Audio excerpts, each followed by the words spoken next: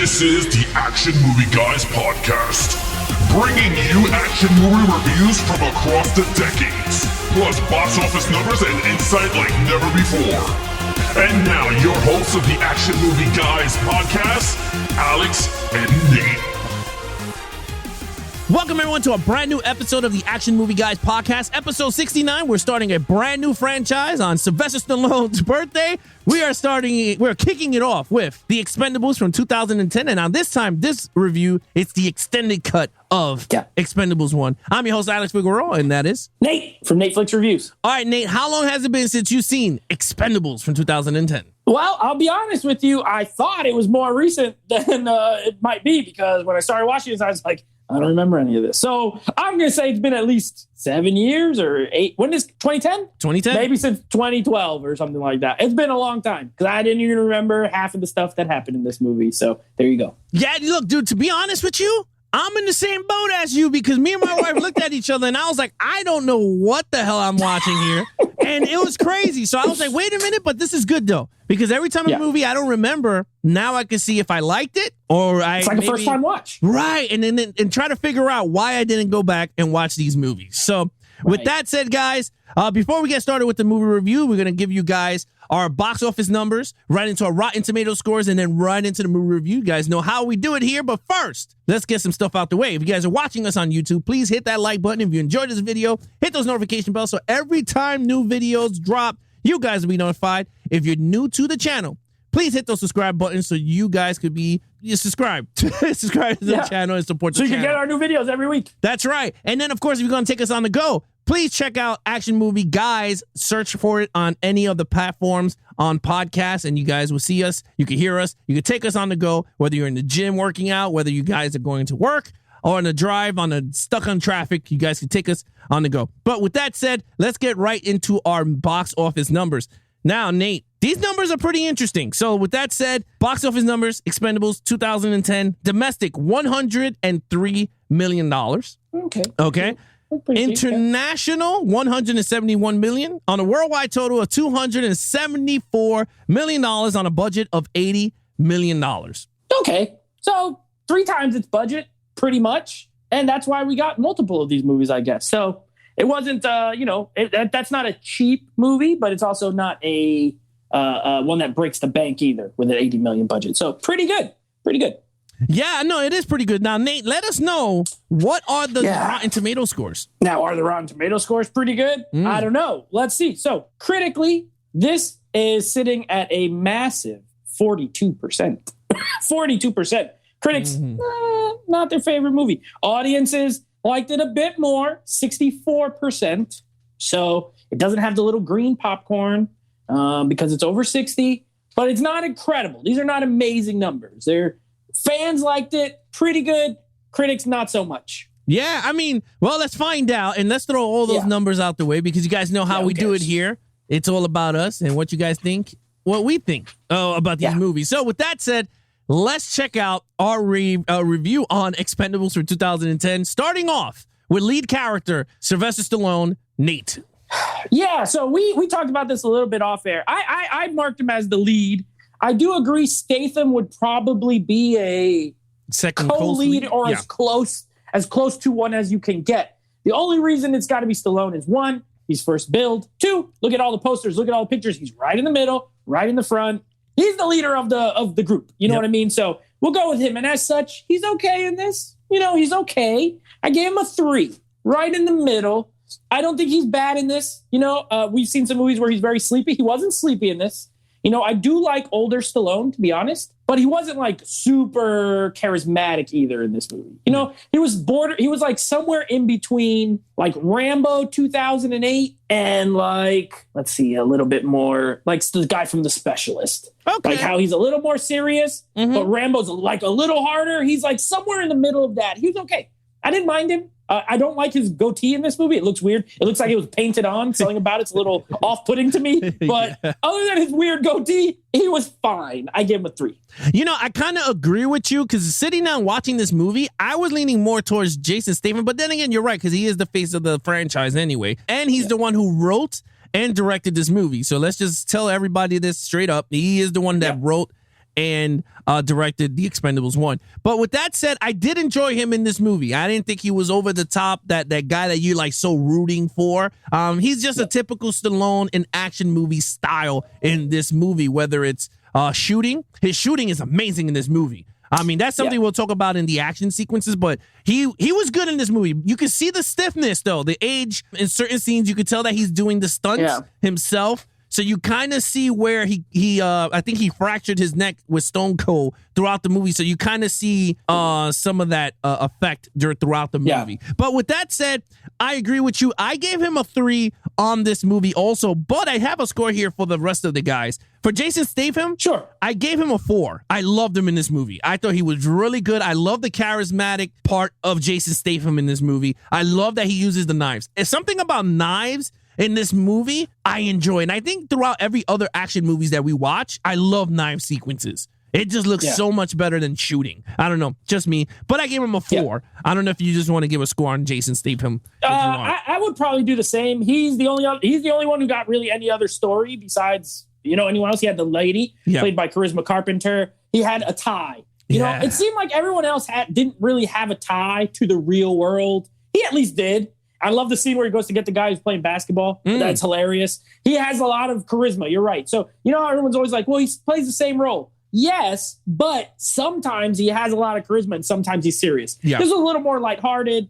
I like this version of Statham. I'd give him a 4 too. I liked him. Yeah, I agree with you. All right, so let's get right into the main villain, Eric Roberts. Back-to-back Roberts. From we got more Specialist. Eric Roberts. Yeah, what the heck? You're right. Back to back. That was the last movie we reviewed was The Specialist with Eric Roberts, and now The Expendables with Eric Roberts. Now, don't get me wrong. I like Eric Roberts. He's fine as an actor. I mean, I actually like him. He's another one. I like him better older. I like him now. Like I liked him in the Dark Knight and those movies. He's okay in this. He is the type of villain that if you've been listening, I don't love. Older guy in charge of people. You can be in charge of people, which, we'll talk about in other movies. You can be in charge and still be like a scary villain. Not very scary. He's like an ex-CIA guy who, wants to overthrow this government so they can keep doing like a drug ring, essentially, in a make-believe South American country. As such, he's not great. I think there's other villains who are better in this movie, though they're not the main villain. So I gave him a 2. I don't think he's god awful, so I'm not going to give him a 1. Yeah. But he's not intimidating in any way, and he doesn't fight or anything good. Like, not good. He's not scary. He's not tough. A 2. It's funny with Eric Roberts. I kind of enjoyed him on screen. Now, I'm not saying he commanded the screen because, of course, this is a big action movie ensemble, like you called it on the text. And I agree with you. But I kind of enjoyed him, though. Like, he was like that leader, right? Like the asshole. He was there doing stuff. So I gave him a 3. Because I kind of did enjoy, like, when he got there, the presence was known. He took the guy's daughter. He tortured the crap out of her, regardless of, I know he didn't do it, but he did put the order. He told someone else to do it. He told someone else to do it. The big no-no to Nate's list of 1 ranking. So with that, I gave him a 3. I didn't think he was that bad. I thought he was good. I think he was terrible. I like his performance. Like his acting is fine. Yeah. Just the character's kind of thin. There's not much to him. There's no real backstory. There's no really, it's just like he used to be CIA. They want to make money off drugs. Cool. He's like a generic bad guy in this movie. I agree. Right? I agree with that. So, all right. So let's get to Nate's favorite category in this entire listing is the action scenes. No, always my favorite category. Yeah. This is why I'm part of the action movie, guys.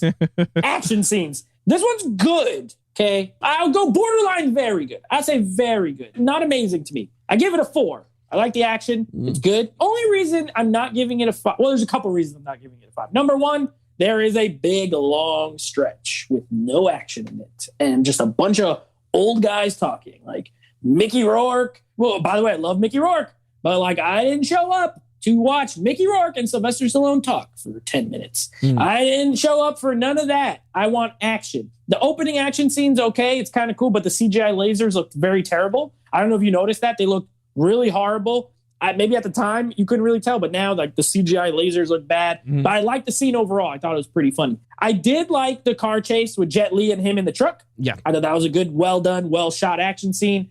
I liked the one with the plane with him and Jason Statham, where he's shooting on the deck and everything, and they throw the gasoline, and that was cool. And really the whole last like third act of this movie is one big action scene. And it's pretty pretty well staged, well choreographed. I like the Stallone and Steve Austin fight. I love Stone Cold. I grew up watching Stone Cold. Give me some Stone Cold versus Stallone. I'm there for it. You're right.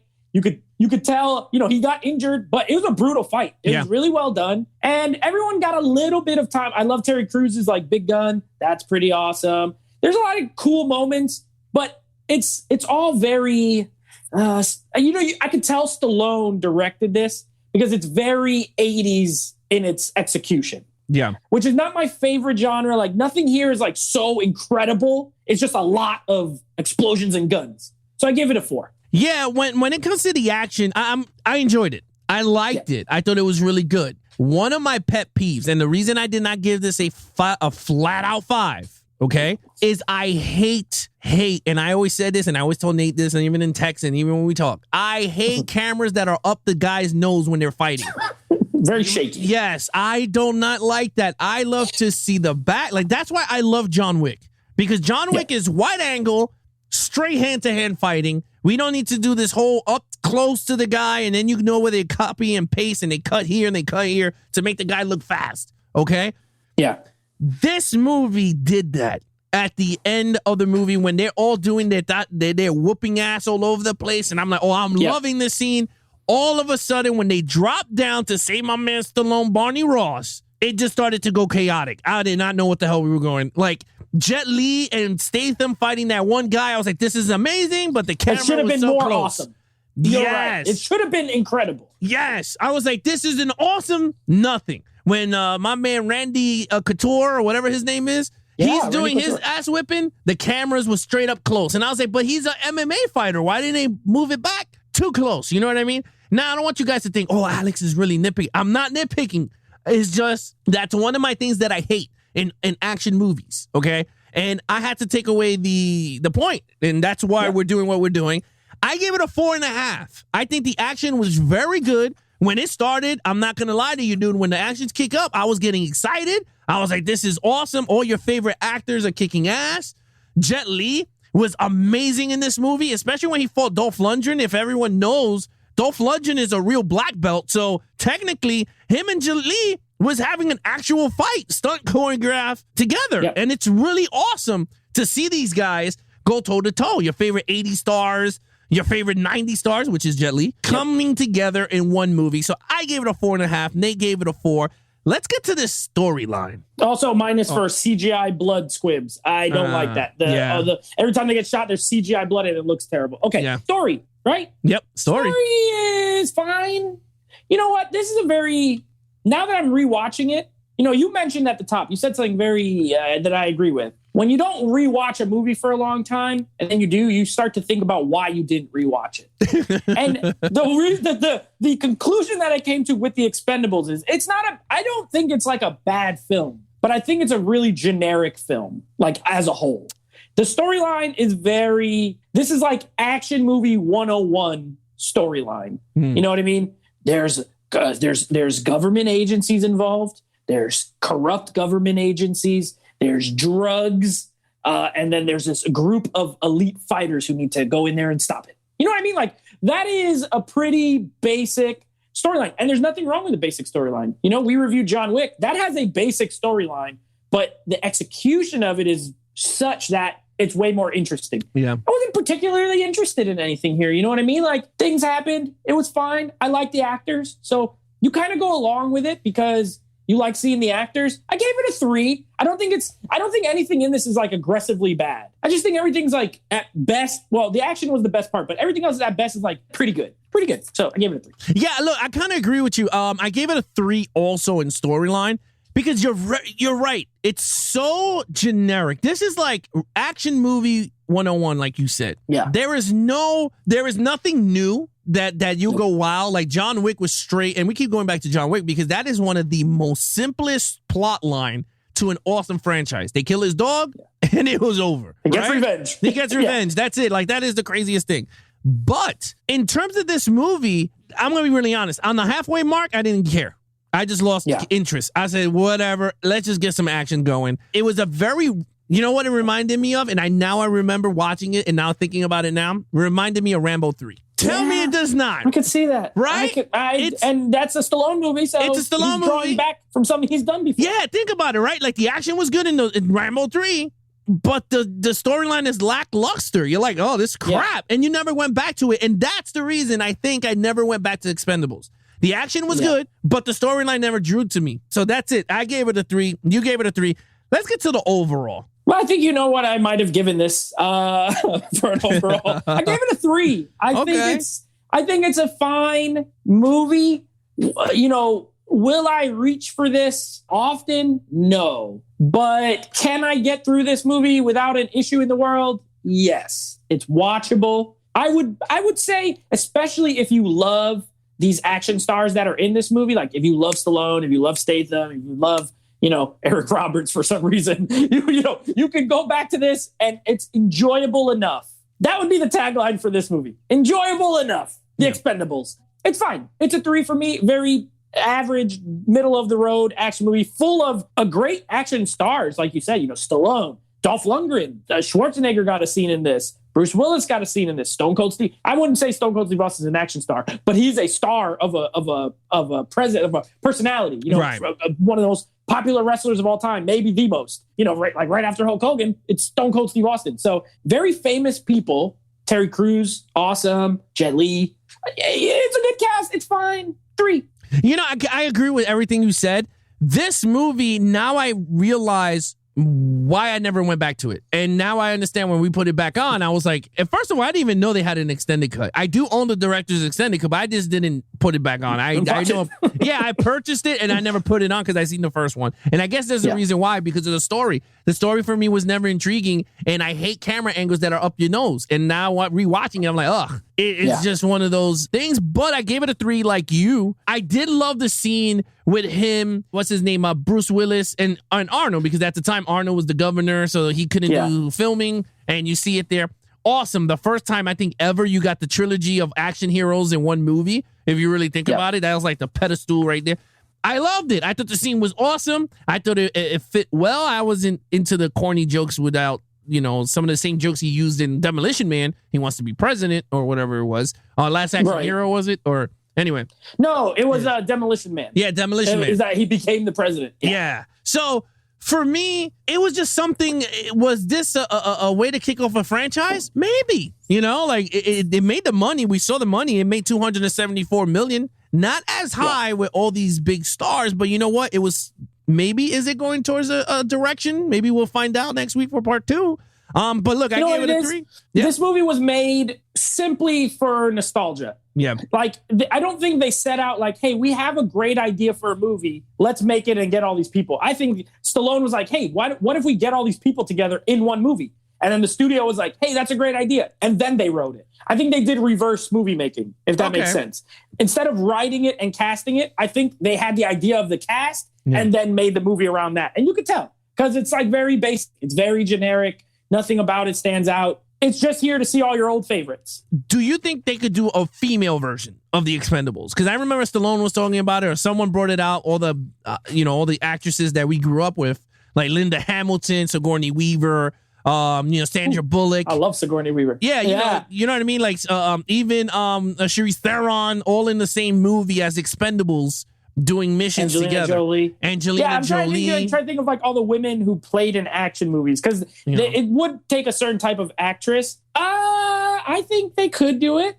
I mean, I don't see why not. Now, I won't say if it will be good or bad, because who knows? It might be great. It might be trash. Yeah. But as an idea, I don't think it's a bad concept. I like all those. Everyone you just named, I like to watch in movies. Yeah. I love Sigourney Weaver. She's amazing. Would I like to see her as like maybe like the leader type, of the group or something? Like the CIA contact? Absolutely. Sigourney Weaver. Give me that. Linda Hamilton. She was in Dark Fate, which we reviewed. She still looked like she could shoot a gun. Yeah, exactly. So, I think so. Why not? Yeah, no, I totally agree. Okay, so 3-3 on the overall total points. 15 out of a 25. Everything 3. Pretty average of 3 for everything, pretty much. It's fine. Movie's fine. It's adequate, but it's not bad. It's not very, very great. Yeah, look, I gave this a 16.5. I agree. This is a popcorn flick. This is if you want to sit down and you want to chill and you want to see Stallone and your favorite 80s action stars and 90s stars all in one movie. Bam, you throw on that Expendables extended cut. Because honestly, the extended cut was way better than the original. That's one thing I got to say. I enjoyed the movie way more. Had longer scenes, a lot of blood, more blood smear everywhere. But other than that, there you have it, guys. That is our review. And Nate, you know what to do. Yeah, so that is the Expendables, of course. Next week, we will be reviewing the Expendables 2, which I think we said, I don't know if it was off air on there. I don't remember what happened in that movie either. So I remember liking it. I don't know what happens. We're going to find out. And then later this week, our second episode, you will be hearing, we'll be starting our Patreon patron picks. These are movies that our patrons told us they wanted us to review. The first one, our patron Jay, shout out to Jay. He chose The Raid Redemption. So we will be reviewing that next episode. You're going to hear that. So keep an ear out for that. Yeah, so if you want to follow us on our social media platforms, please follow Nate over on Instagram at NateFlix Reviews. Check out the podcast with him and his friends called NateFlix Movie Reviews, Anything Action Movie Guys Podcast. All you got to do is head over to Instagram at Action Movie Guys Podcast. And of course, if you want to take us on the go, please search for Action Movie Guys on any of the platforms, whether it's Apple Podcast, Stitcher, TuneIn Radio, and of course, Spotify or any other, place you guys listen to your podcast. And of course, if you guys are watching this on YouTube, please hit those subscribe buttons if you want to support the channel. And of course, hit the like button if you enjoyed this video. Notification bell so every time new videos drop, you guys will be notified. Till then, I'm your host, Alex Figueroa, and that is Nate from NateFlix Reviews. Be awesome to each other and geek out. There you go.